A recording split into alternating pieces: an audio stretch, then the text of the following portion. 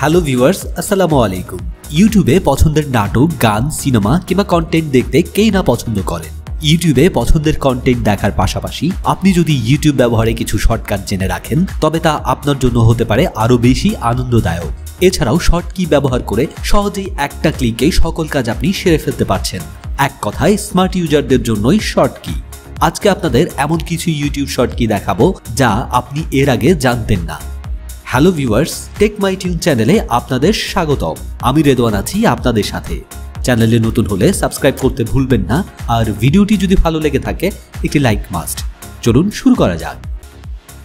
আপনি ইউটিউবে ভিডিও দেখছেন, এমন সময় আপনার ভিডিওটি পজ দেওয়া দরকার হলো, তখন আপনি কি করবেন? আমরা সচরাচর স্পেস বাটনে ক্লিক করে ভিডিওটি পজ এবং প্লে করি। এছাড়াও কিন্তু আরেকটি বাটনে চেপে আপনি আপনার ভিডিও পজ করতে পারবেন। সে বাটনটি হচ্ছে কে। আপনার কিবোর্ড থেকে জাস্ট কে বাটনে ক্লিক করলে কে বাটনে ক্লিক করার সঙ্গে সঙ্গে কিন্তু আমার ভিডিওটি পজ হয়ে গিয়েছে। আমি যদি ভিডিওটি পুনরায় প্লে করতে চাই, সেক্ষেত্রে আবার যখন আমি কে বাটনে ক্লিক করব, তখন কিন্তু আমার ভিডিওটি পুনরায় প্লে হবে। আপনার আশেপাশে কেউ ঘুমোচ্ছে, আপনার ভিডিওটি আপনি সাউন্ড ছাড়া অর্থাৎ মিউট করে দেখতে চাচ্ছেন। কিভাবে করবেন? জাস্ট আপনি আপনার কিবোর্ড থেকে এম বাটনে প্রেস করবেন। জাস্ট যখন আমি এম বাটনে প্রেস করছি, আমার ভিডিওটি কিন্তু মিউট হয়ে যাচ্ছে।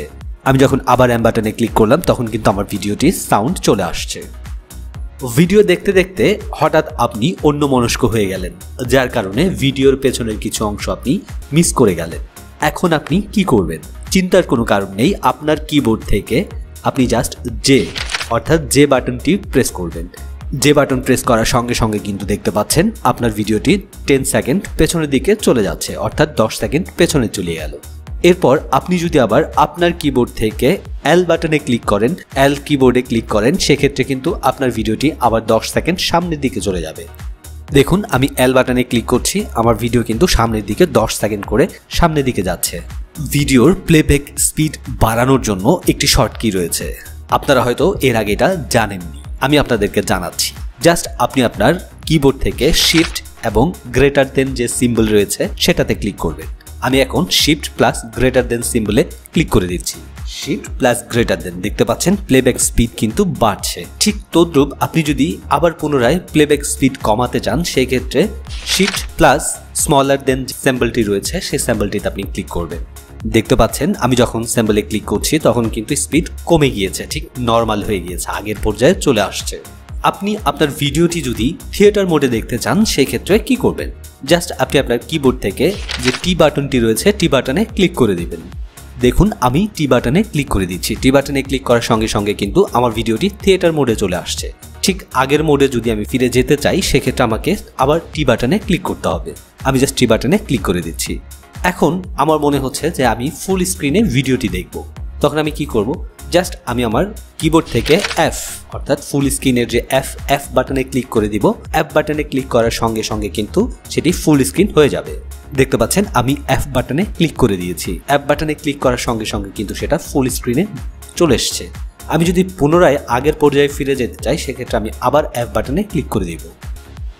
অনেক সময় আমরা যে ভিডিওগুলো দেখি, সেই ভিডিওর ভাষাগুলো আমরা বুঝতে পারি না, তখন আমরা কি করি? জাস্ট একটা ক্যাপশন অন করে দেই। তো এখানে ক্যাপশন অন করার জন্য আপনি একটি কি ব্যবহার করতে পারেন, সেই কিটা হচ্ছে সি।